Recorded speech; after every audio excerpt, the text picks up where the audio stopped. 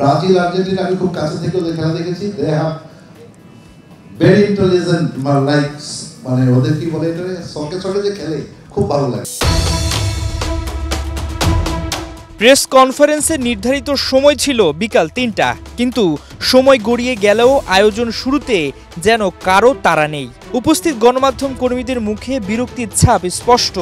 অবশেষে ১ ঘন্টা দেরিতে পর্দা ওঠে সেই কাঙ্ক্ষিত সংবাদ সম্মেলনের। প্রথম থেকেই প্রশ্ন উঠেছে, যেখানে আর্জেন্টিনা ও ব্রাজিলের মতো দেশের ফুটবলারদের ঢাকায় এনে ল্যাটিন বাংলা সুপার কাপ আয়োজনের দাবি, সেখানে শুরুতেই এমন সময় জট ও বিশৃঙ্খলা কেন? শুধু সময় ক্ষেপণই নয়, প্রেস ইনভাইটেশনে ভুল তারিখ, প্রেস রিলিজে জাতীয় স্টেডিয়ামের ২২,০০০ আসনকে ৭০,০০০ বলে উল্লেখ। আয়োজকদের প্রস্তুতি নিয়েই তৈরি হয়েছে সন্দেহ।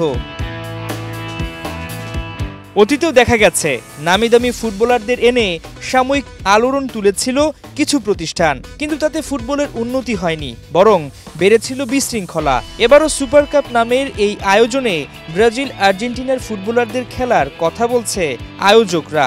আগামী ৫, ৮ ও ১১ ডিসেম্বর জাতীয় স্টেডিয়ামে হবে ৩ দেশের অংশগ্রহণে এই টুর্নামেন্ট। শেষ দিনে উপস্থিত থাকার কথা ব্রাজিলের বিশ্বকাপ জয়ী তারকা কাফুর। আশা করি আমার এই কমিটমেন্টটা প্রপার থাকবে। আমি তাদের সাথে ফাইনালি শুধু চুক্তিই করিনি, আমি তাদের কাছ থেকে ভিডিও মানে যে তারা আসবে, তুমি কনফার্ম করো আমাকে, তুমি নিজের মুখেও বলো, বিশ্ব মিডিয়াও দেখুক তুমি আসছো বা আসবে, আমি সেই ব্যবস্থাও করেছি। তবে প্রশ্ন থেকে যায়, খেলবে কারা? আর্জেন্টিনা ব্রাজিলের নাম বিক্রি করে কি গ্ল্যামার ফুটবলের নামে ব্যবসায়িক আয়োজন দেখা যাবে? মানসম্মত খেলোয়াড় না আনলে দর্শক কেন টিকিট কেটে মাঠে আসবে? কনমেবল ওদেরকে আন্ডার 20 লিখে দিয়েছে। ব্রাজিল আর্জেন্টিনা আমি খুব কাছে থেকে ওদের খেলা দেখেছি। They have very intelligent like মানে ওদের কি বলে এটা সঙ্গে সঙ্গে যে খেলে খুব ভালো লাগে। সো বাংলাদেশে আমাদের যেহেতু ওইভাবে আমরা বেড়ে উঠিনি, তারপরে বাংলাদেশের ফুটবলে আমরা উজ্জীবিত, আমরা স্পিডে চলি।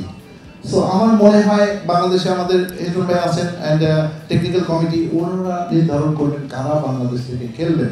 দিন শেষে প্রশ্ন একটাই, এমন আয়োজন থেকে দেশের ফুটবল কতটা উপকৃত হবে, নাকি ফুটবলের জনপ্রিয়তাকে পুঁজি করে চলছে শুধুই ব্যবসার হিসাব নিকাশ?